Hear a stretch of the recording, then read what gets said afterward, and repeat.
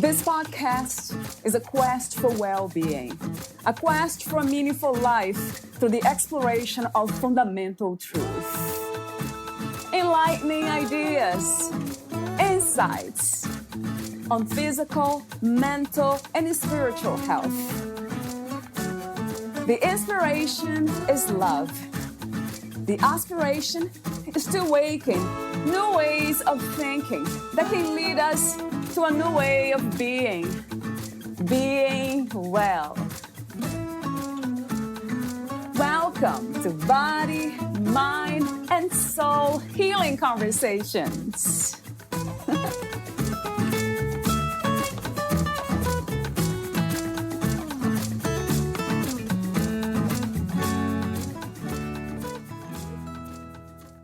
Valeria interviews Agapi Stassinopoulos, the author of Wake Up to the Joy of You, 52 Meditations and Practices for a Calmer, Happier Life. Agapi Stassinopoulos is a best-selling author and speaker who inspires audiences around the world.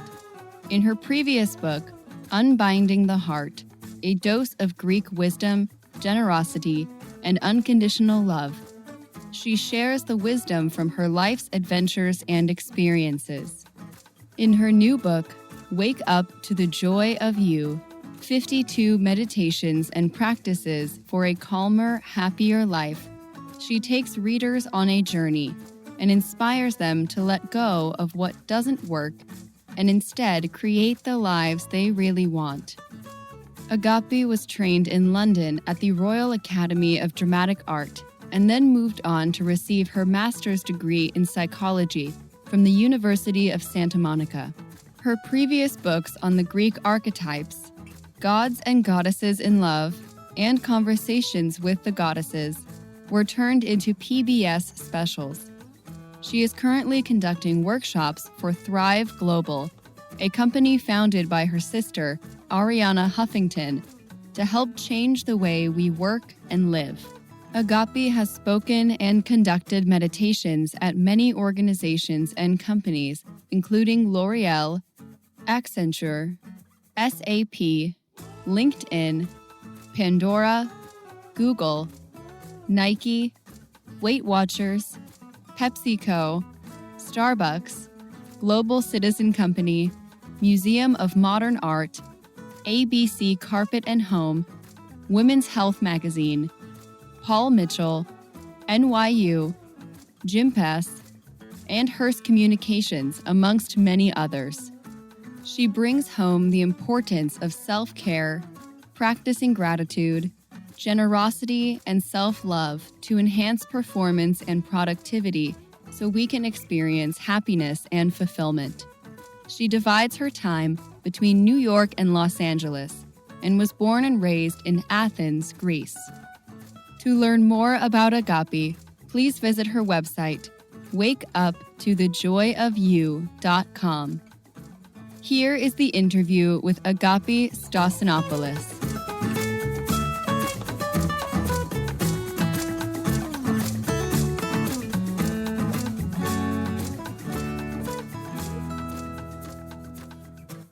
In your own words, who is Agapi Stassinopoulos? Boy, what a question to start with. Right. For me, discovering who I truly am, it's been a journey. It's been a real journey of letting go of who I thought I was. I wrote in my book, Unbinding the Heart, which is my third book. My two first books were all about the Greek mythology. In Unbinding the Heart, I really talk about as a young girl coming to Los Angeles after living in London and graduating from the Royal Academy of Dramatic Arts, finding out that I needed to know God and my soul, and I had a spiritual yearning that was very deep. And I had to discover that I was not just this Greek girl born in Greece and studied acting, and I had this dream to become a well-known actress because I was very talented. And when I had a spiritual awakening, which I very clearly described in Unbinding the Heart, a moment of spiritual awakening, I realized that I was of spirit, that I was part of God as creation, and that I was a soul with our personalities that we have. Obviously, what Valeria is, a girl from Brazil, and you have your story, and I have my story, and everybody who's listening, Valeria has a story. But beyond the story is who we really are. And it is who we are is both very human, very vulnerable, and very miraculous. For me, my essence of who Agapi is love. Agapi in Greek means unconditional love. You know, agapi, it's in every song. Yeah. That for me has been discovering the path to love and the path to the open heart and the path to the innate joy that is in all of us. And that's why I absolutely love the title of your podcast, Fit for Joy, right? Yes, and Fit for Joy is like, yes, let's be fit for joy. And quest for well-being is what we all really are questing and want. So in the essence of who is Agapi, Agapi is a human being that is very connected to her heart. And my joy for me is to connect to other people's hearts, because then to me, I experience my oneness and I experience my greater parts of myself that are connected to everything and everyone. How wonderful. Thank you, Agapi. Before we talk about some of the topics in your book, Wake Up to the Joy of You, 52 Meditations and Practices for a Calmer, Happier Life, I have these warm-up questions, as I mentioned, off record. Yes. So for you, the first one had to be this one. What is life to you? For me, life in the way I describe it and I live it is the experience of being alive. So life is not in theory. My mother, Valeria, who was an amazing Greek wise woman, we were born and raised in Athens, Greece, always said loving is not a verb, it's an adjective, loving. And life is living. So living is how do you experience your living, your aliveness. That's what life is, because you can read theses and academia on life, but living is the actual participation and engagement in everyday life, every moment. Like right now, all that exists for me is speaking to you.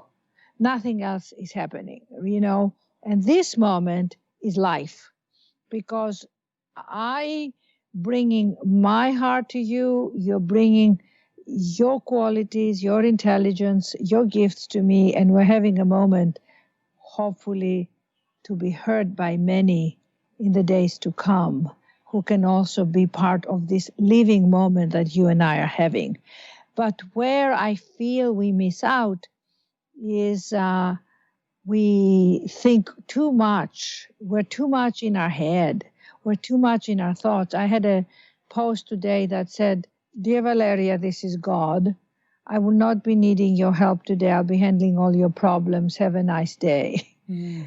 And I love this post, like I put your name, dear Agapi, or anybody.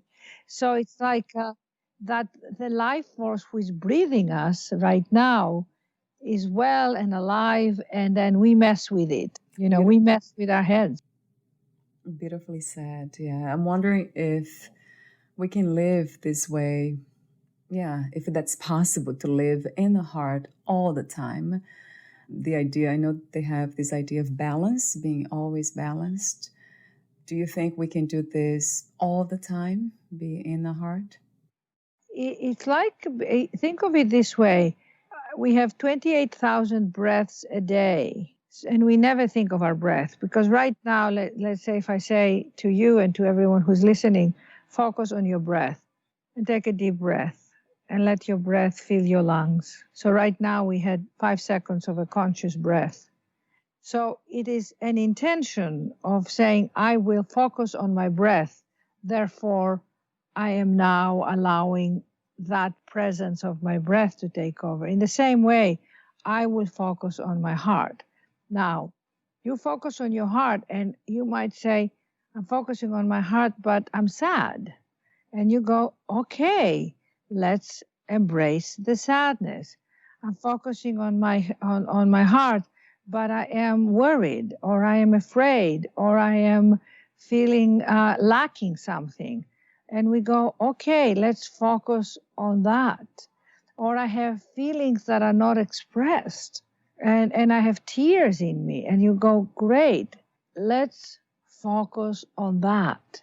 Because that is part of the heart. The heart is not just, oh, I feel fantastic and loving. Loving is opening up to say, I will be an amazingly gracious hostess to all parts of me.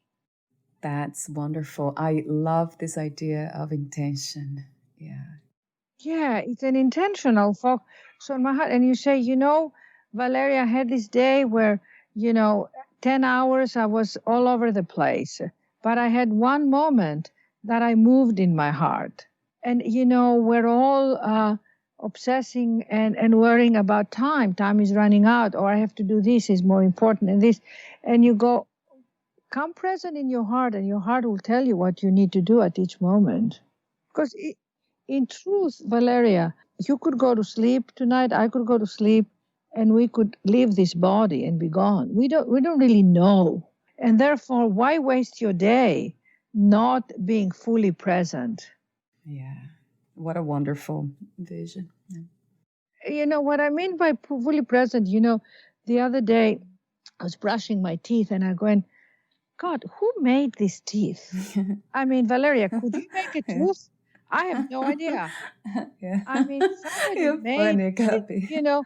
who made these eyelashes? You put a mascara in your eyelashes and you go, wow, man, this body is an absolutely complete miracle. 5 toes. Why don't we have 6 toes in one foot and 7 in another? No. 5 toes on the left, 5 toes. Your fingers, 5 fingers, and they're all perfect, right? Look at your fingers right now. And you see how perfect. The little finger is little. How come they're not even? I have no idea. I have no idea who designed this body so perfectly. Do you? No. That's a wonderful mystery. Yeah. And your hair, your hair. Who made this hair? And the bones. My God. You go, who made bones? How did evolution happen? How did the miracle of who we are? And yet I could sit with people and feel separate and feel less than. How insane is that we do this to ourselves? I feel less than because you have more money, or because you have positions, or because you write books. And I feel less than because I have these problems. Well, my God, what would happen if we opened up our humanity to each other and say, you are a living miracle. I'm a living miracle. I got some more opportunities. I got certain gifts, but so do you. Let me help find yours. That's how life works. You ask me, what is life? That is life when I use me to help you. I love him. That is where you experience the living truth of who we are. I love your wisdom. Thank you. So I have another question here about life, about the purpose of life. What do you think is the ultimate purpose of the human experience? Really, the ultimate purpose of the human experience is to wake up to itself. In one of my chapters called Finding Your Purpose in Wake Up to the Joy of You, I start by saying that I was talking to a young boy who was 16 years old. He's the son of a friend of mine. And I asked him, and I said, Michael, what do you think is the purpose of life? And he said, I think, Agapi, the purpose of life is to wake up. Yeah. Yeah. And I said, exactly. Because really, we are asleep. We're all asleep, on many levels. Waking up is, I don't know if you've ever had that experience. I'm sure when you fell in love, or you're working out and you're pushing yourself, or you are running at the beach and you feel exhilarated and you feel you're awake, right? You feel like an energy in your body. That is life running through your veins and your body, and you start to feel that aliveness. And to me, the purpose is really to wake up to that. However, each person wakes up, Valeria, and in my chapter, Finding Your Calling, I call it, your purpose, I have 5 questions, which is basically every day you ask yourself, or every week, what am I here to learn? Because we're all learning. What am I here to teach? What am I here to overcome? What am I here to complete? And what am I here to share? These are my 5 main questions. And am I enjoying my life? And if not now, when? And to me, that is like we're all teachers and we are all students, and it's chapter 32 in my book, chapter 32, page 176. I'm looking at it as I speak to you now. I love that chapter because it really says, what am I here to learn? What am I here to teach? What am I here to overcome? What am I here to complete? What am I here to share and express? Ask, and I'm talking to your listeners now, ask yourselves these questions regularly. And take a moment to ask these questions and write them in your journal, because these questions will lead you to your calling, because all of us have a calling, and the calling is human to everyone, which is, my calling is to wake up to who I am. And each person has a blueprint inside of them that is unique to them. Isn't that remarkable? So Agapi did it the way Agapi is doing it. I can share mine, but yours is unique to you. Everyone's unique. True. Yeah, yes. And yeah, I have a question for you here. You mentioned the title of your book has the word joy. And so I love that word too for some reason. So I have to ask you this question. What is joy to you, and how is it different from happiness? I read something today beautiful in a post somebody posted, that happiness is not a destination, and they live happily ever after. That happiness is this journey that you travel by finding the things that you are engaged in, by forgiveness, by trusting, by creating the life you want, and by creating the reality you want. And you find your happiness as you're doing all these things. It's like, again, like exercising, you always feel good afterwards. And you go, God, that felt really good. But then you have to do it the next day again. True. And in the same way, happiness is not a destination, but joy is embedded in the heart and in the soul of who we are. And again, I have a chapter in the book called 43 called Awaken Your Joy. How you awaken your joy, as I said, Valeria, is by embracing everything that is going on. Every little thing that is going on that you're feeling, you embrace it. And if you give it voice, underneath all that, you'll find your joy. There is a great quote by Hafiz, the mystic poet, that said, you carry all the ingredients to turn your existence into joy. Use them, use them. So but if you numb yourself to your upsetness or to your sadness, you're going to numb yourself to your joy. And I wrote something here that says, you can't choose to just feel joy. You need to express all those other feelings. If I numb myself to negative feelings, I will numb myself to joy. Yeah, not pushing away humanity, right? Our humanity. Our humanity, Yeah. exactly. Because we judge it, Yeah, Valeria, we right. judge it. And we say, oh, I shouldn't be feeling this way. if you're down, you're down. But there's a part of you that's up. Right? That needs to be discovered, right, within them. Exactly. So true. I have another question for you about, I think I asked some of my guests, some of them, not all of them. I'll ask you, do you see any difference between being calm and being peaceful? I think I love the word calm. I mean, imagine that if you are in a lake and the lake is very calm and the waters are like very calm waters, but those calm waters create a sense of peace. And a sense of peace is a sense of being positively engaged in your life. So let's say the opposite of peace is disturbance. When you're disturbed emotionally, there is a turbulence in the ocean, in the water. When you are at peace, you are in harmony with your emotions and your thoughts and your body. And it's when I speak, in groups of people, I ask them what they want more of. And the first thing that people say is, I want to be at peace. I mean, I think you find your peace by being present in your heart. Like, again, if now I said, Valeria, focus on your breath and let your breath come in naturally and focus as your breath come in. And then let the breath go out and feel your breath going out. And just feel your breath coming in again, like a wave. And then feel the breath going out. So as you come into your breath, you embrace this wave of peace. And as you let the breath go, you can let go of the disturbance. It's so powerful, that breathing. It's amazing how we forget about it.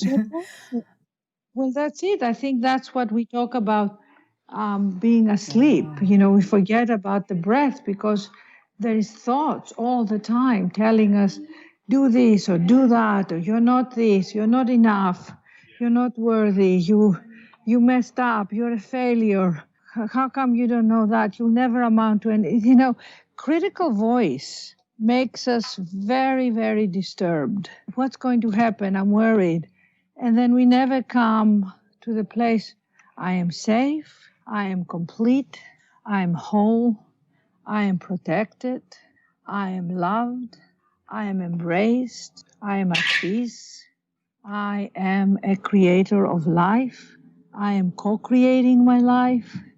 As I walk, I allow my breath to be relaxed. I am relaxed. Solutions come into my consciousness about everything. I'm never alone. The presence that created me, the power that created me is with me right now, and I am embracing it. I ask for assistance. I receive. I receive. I receive. See? I just made all that up. That was a beautiful meditation. Yeah. Just for you. How wonderful. So I have two questions here related to being a female in a human body. What do you love most about being a woman? That I can cry easily. Yeah, that's great. Men, they always tell men, don't cry, you're a man, you're a strong man.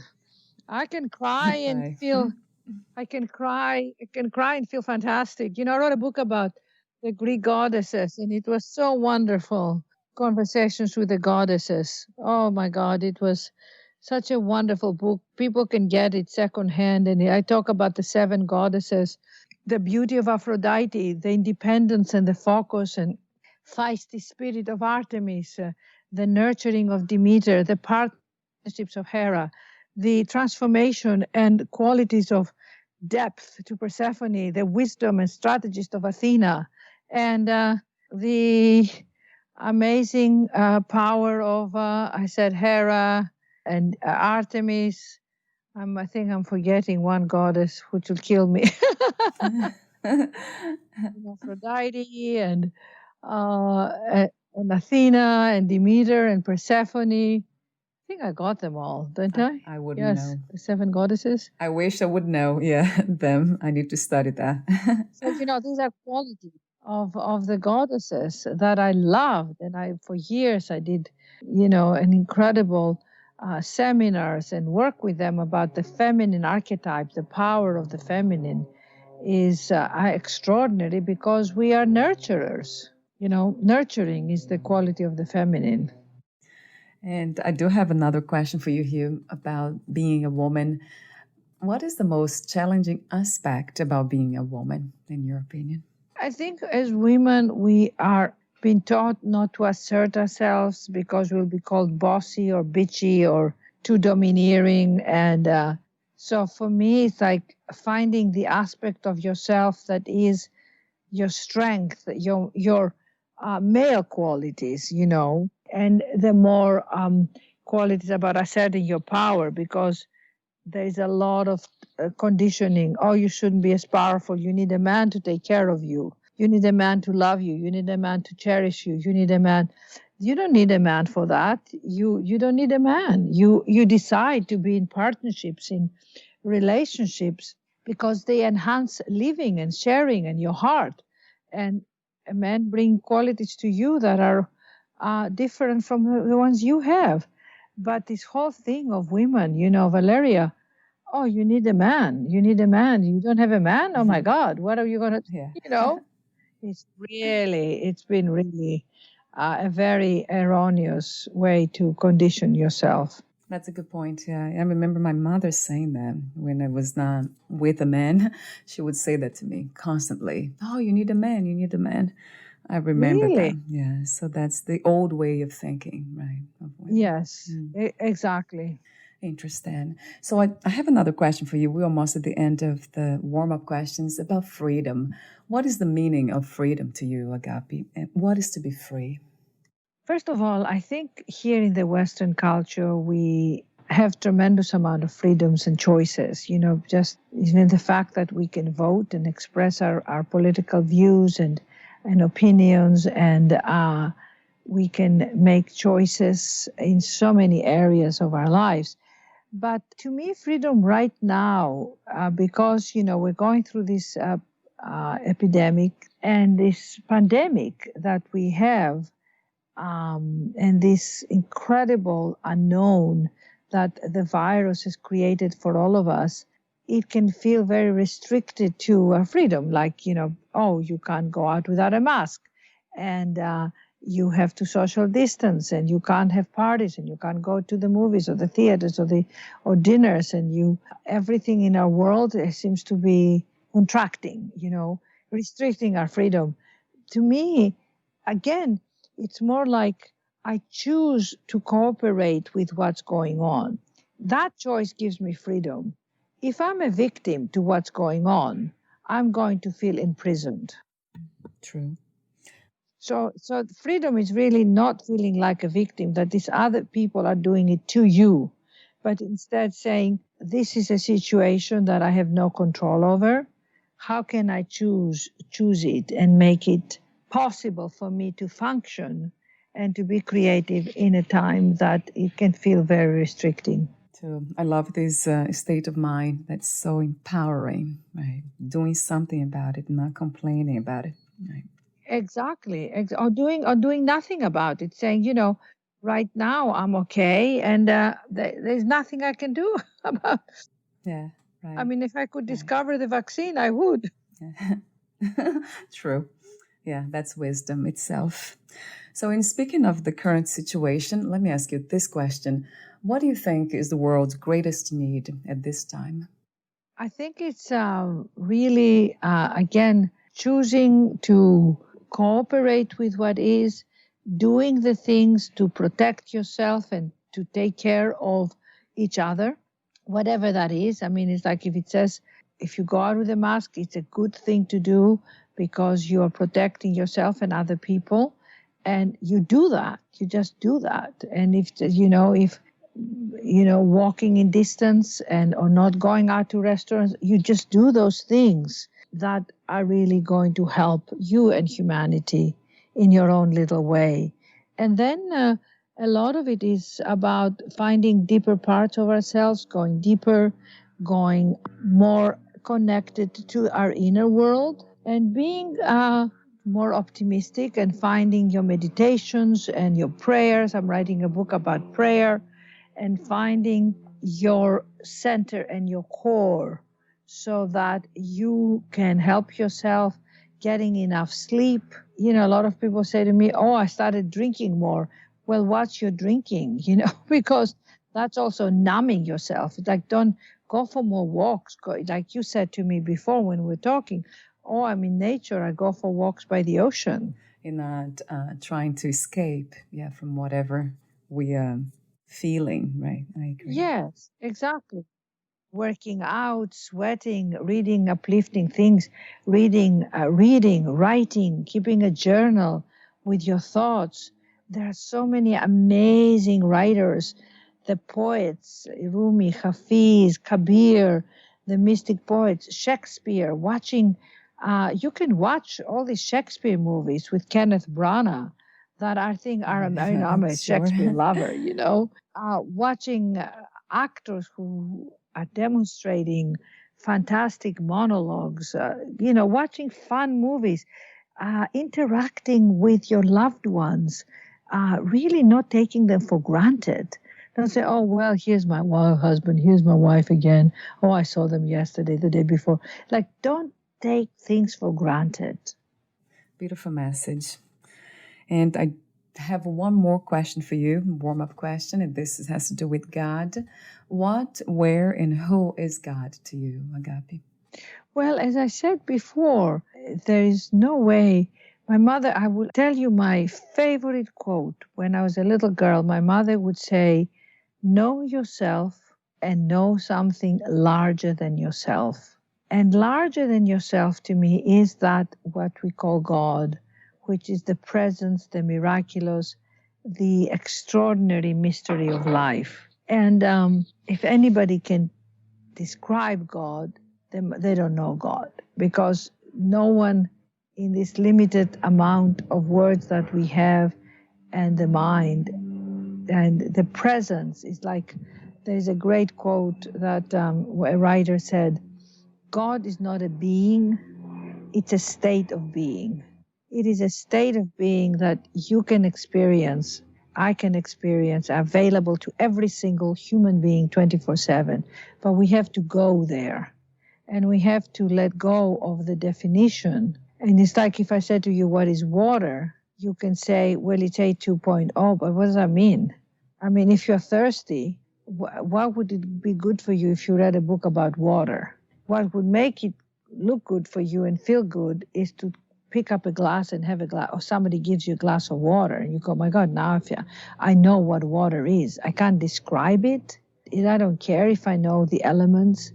What it is an experience of quenching your thirst. And it's the same thing with the presence of God. It's like you have to go beyond the theory and the words into the presence. Heaven is not a location. Heaven is a vibration. And in order to go to the presence, you have to attune your instrument. If you're too fast, if you are constantly thinking or judging, you can't experience heaven. Or heaven can be right here in our silence. And when we get quiet and we go back to the breath and we surrender and we say, in the depths of our heart, show me who I am. Show me the beloved in me. Show me, please show me. And you ask this day after day. That's what devotion is. And you pray and you meditate, whether you meditate with the sound peace or love or openness or miracles or whatever. Find the word Om, Hu. I do the Hu. Hu is a Sanskrit word that means God. And if I just today, right, if you just go Hu,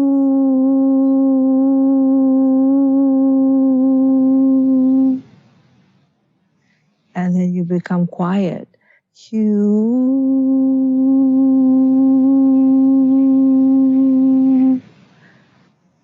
and you go quiet. And the more quiet you go, the more presence you have. I love your wisdom. I love your words. I love everything. Valeria. Thank you, sweetheart. That's powerful. God's not a being. God is a state of being, right? Yes, So true. and I want to ask your listeners to really reflect on that, because when I read it, I felt, wow, yes, it's a state of being. It's not like, oh, God help me. No, when you're saying, I receive, you are praying to the higher power that created the oceans and the trees and these miracles of planets and the sun. Do you ever wonder how the hell the sun is made? I mean, to know that everything around us is a miracle. Yeah. So true. So true. Oh my God. Yeah. So, how did you become a writer, Agapi? It's a very interesting, sweet story. I was performing with the gods and goddesses. I was performing the archetypes and based on this show, one woman show that I had created. And a publisher, friend of a friend, came to see my performance, and she said, "Oh, you should do a book on this." And I said, "Oh, I don't know how to write, and I don't write." And she said, "Well, just take all your words and your wisdom from your play and put them in words and put it in writing." I said, "Well, I have a script." And said, "Well, that's a good start." And she introduced me to a woman who was putting books together on collages of, words and pictures. And this woman started to mentor me of how to structure a book. And we took the 7 goddesses and we started to structure them. And we started to structure the myths and what they symbolized and their symbols and places from monologues from history and plays that represented them. And it took a lot of focus. Let me just tell you, every day I started to focus on this book and focus on this book. And I hired somebody that I was dictating. And a year later, I had a proposal and a book. The book was published, and I felt, oh my God, I can now do books. But what I want to emphasize, Valeria, is that it was, it's like, how do you build biceps? How do you build abs? How do you build your muscles? I just trained myself every day. And she was right there with me, a coach. She was like a mentor for helping me know how do you structure a book. Then I wrote a second book on the gods and goddesses. And then one day I decided to tell my story of how I found myself, and I wrote Unbinding the Heart. I highly recommend this book. It's available on Amazon. A dose of Greek wisdom, generosity, and unconditional love. And that book changed my life and many people's lives. It's an extraordinary book of 32 stories about becoming. Very, very, very, very real, very open, very transparent. And I dictated my book because I speak my book like I'm speaking to you now. Somebody took notes, and I hired an editor. I sold my book to a wonderful publisher. And now, and then I did Wake Up to the Joy of You. And now writing books is much easier because I know how to do it. Yeah. What a wonderful experience, isn't it, Agapi? I love writing too. So I have questions for you. Yeah, I'd like to know more about, or talk to you for a moment. I think we have been talking for a while about self-love, but I wanted to ask you this question. Do you believe in unconditional self-love? And if you do, what is it? What does it look like when we are there? The unconditional love really is a journey. And it's really accepting all parts of you as they come up. It's not, again, theory, I love myself. It's accepting yourself in who you are and then loving yourself through it by actions. Like if cleaning my room and throwing out old papers and dusting my room and vacuuming my room and making my bed and buying myself beautiful things to wear. And when I put on my makeup or I comb my hair, or when I take myself exercising, or when I talk to the people I love, when I do creative things, when I'm learning new things, when I go for walks. All these things consistent of a human being that loves itself. When you receive love, when you give love to others, it's not a solitary, but it's more, how are you going to be with yourself when you are having a hard time? How are you going to be with yourself when you're feeling lonely? How are you going to be with yourself when you feel separate, or you feel sad, or you feel unhappy? How are you? How you are with yourself is your transformation to love. It sounds like being our own best friend. Being your own best friend, absolutely. It's like, love yourself as if you were someone unexpressively dear to you. How would you do? I mean, if you're a mother, how would you love your child? Finding those tender spaces inside of us. You know what I mean?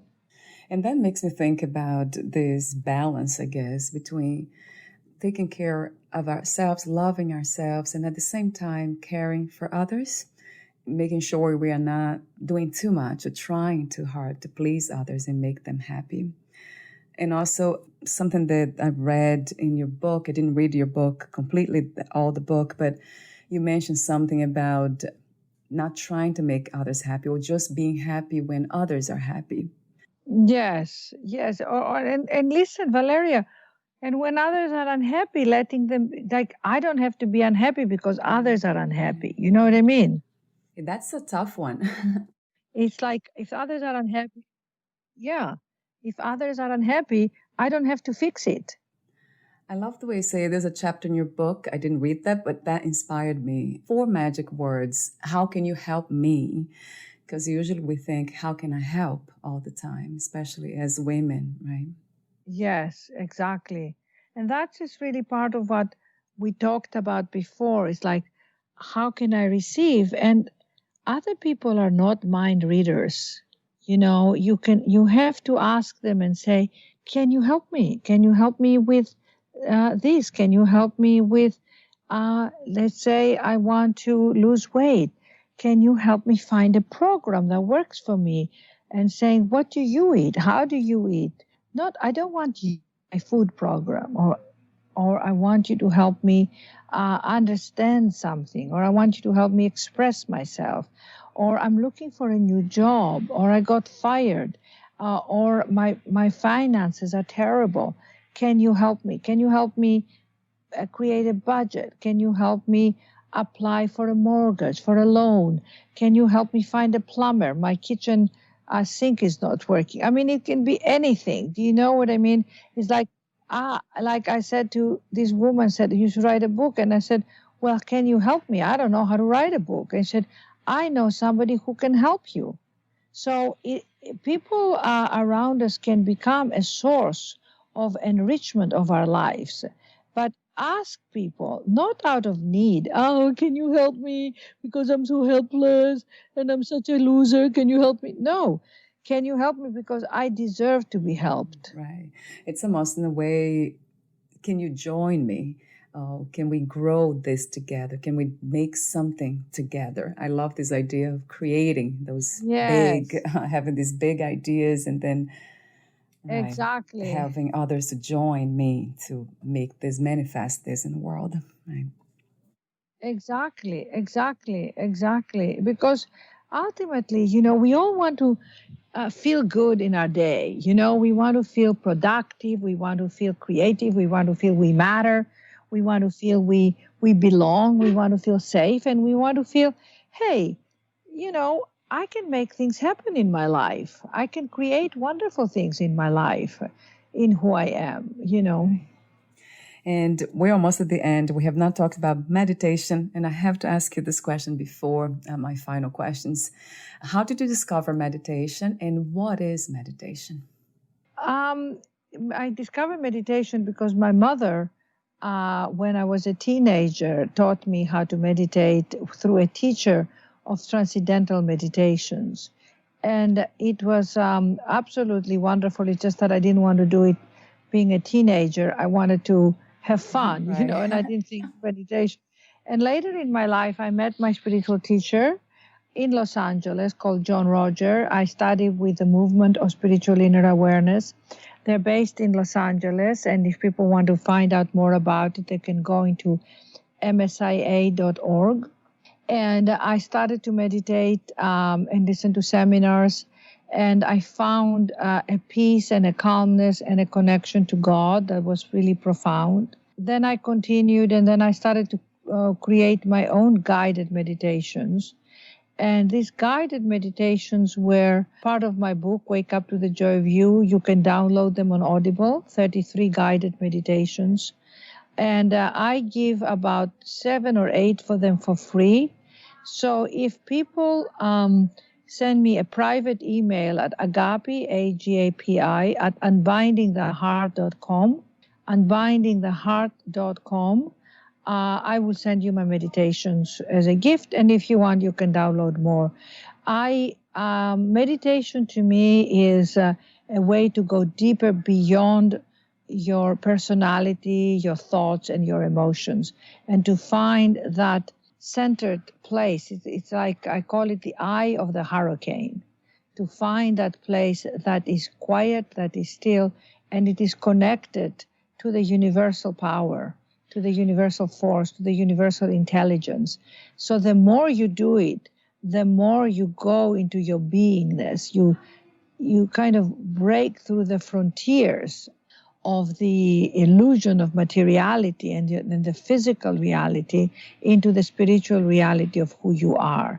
It is visceral, it is real, it is like, wow. And the more you get there, you go, wow, wow, wow. And it is like vistas can open to you, but you have to be disciplined, devoted, and committed to make the difference. It's not going to happen, oh, well, I just meditated for 20 minutes and I was so restless and I kept thinking about my laundry and my bills and what I didn't say to my husband, or why my kids were crying, and I can't I can't meditate. And it's like, that is insane. It doesn't work that way. It's like you have to devote moments and moments, and there are many apps now, through digital apps now that you can download. As I said, I'll send you mine. You can go to msia.org and download tons of meditations for free. There is resources there, but it is a gift to yourself to start meditating. And we can even do a few moments now where let me know when you're wrapping up, and I will do like 1 minute of meditation, and to tell yourself, if I can breathe, I can meditate. We can do it now, Agapi. Yeah, I'm ready. Yes. So everybody, allow yourself to take a deep breath and make this breath as long. Fill your lungs, feel your breath coming up to your spine, to your head, all the way down to your feet. And as you exhale, please exhale your concerns, your fears, your yesterdays a minute ago, and come present in your breath and focus in your breath, and focus that the breath is coming in through your nose and the breath is going out through your mouth. And the breath is coming in through the nose and the breath is going out through the mouth. And it's long and it's deep. And now we are going to chant 3 hues. And the hue, which means Sanskrit, which means in Sanskrit, God. Focus on your third eye, which is right in between your 2 eyebrows, in the middle, the top of your nose. And right there, you can take your finger and tap your third eye. That is called in Sanskrit, it is the third eye. It is where the eye of God can look through you, and it is described as the spiritual eye. And focus, and as we chant hue, imagine yourself inside a powerful, beautiful golden pyramid, because a pyramid carries energy and power. And as we breathe in and we go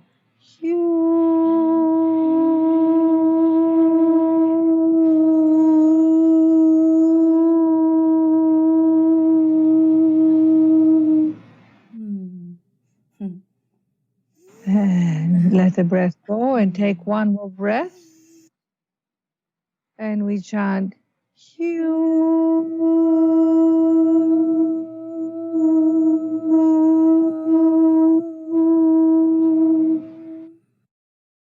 and take one more breath.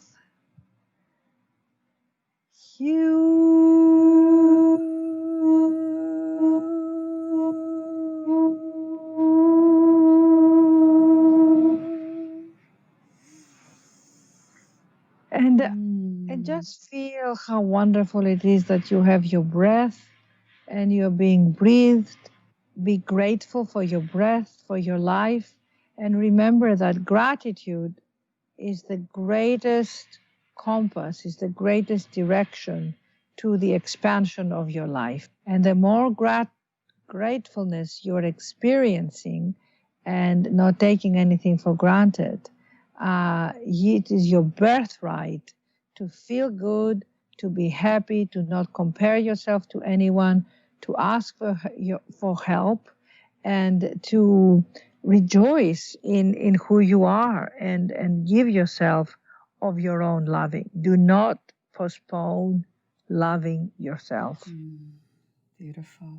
I love the way you say you're being breathed. Being breathed, yes. Wow. Now we can't stop our breath, and we can't make our breath happen. Yeah. So I have 2 more questions for you. If you knew you would die soon, meaning leaving the body, would you make any change in your life or do anything differently? I think I would just love myself more. That's a very good goal. I love that answer, and fast too. One more question. What are 3 things about life you know for sure as of now? What I know for sure is that we have no control about what's going to happen or how things are. Very little control, so we might as well give it up. What I know for sure is that love wins always, and love is a vulnerable state of mind, but it is mighty. And what I know for sure is that possibilities are endless, and that the more we ask, the more we pray, the more humble we are in our prayers, the more miracles can happen. Wonderful. Thank you so much again, Agapi, for your profound wisdom and your beautiful presence. Thank you. Thank you, Valeria. Thank you so much for your tenderness and your way of listening and honoring me and my work. I so appreciate it. And I send out waves of good, positive energy to all your listeners. And as I said, do reach out and connect. Be happy to support. We're all in this together. We're all amazing human beings, and we need each other. And thank you for your work and your wonderful contribution to the well-being of all of us. Thank you. I have one more technical question. Where can we find more information about you, your books, products, services, and future projects? Well, Wake Up to the Joy of You is my website. Wake Up to the Joy of You. You can follow me on Instagram at Agapi Seas. I put a lot of inspirational content. And my books are on Amazon. You can get them on Amazon. Unbinding the Heart, Wake Up to the Joy of You. And if you subscribe through my website in my newsletter, you will receive my blogs that I send out regularly. And if you send me an email, agapi@unbindingtheheart.com, I will send you my meditations, as I said, and you can subscribe to my newsletter. And wakeuptothejoyofyou.com is my website. Please join me. Wonderful. Thank you so much again, Agapi, and we'll talk soon. Bye.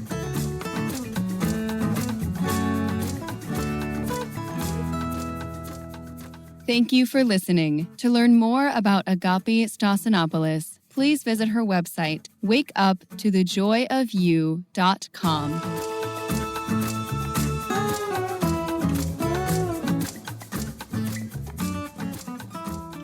To learn more about this podcast, please visit fitforjoy.org/podcast. I want to thank the Patreon members Lawrence McGrath, Mark Basden, Terry Clayton, and Aidan Vickrock. Thank you again for listening, and bye for now.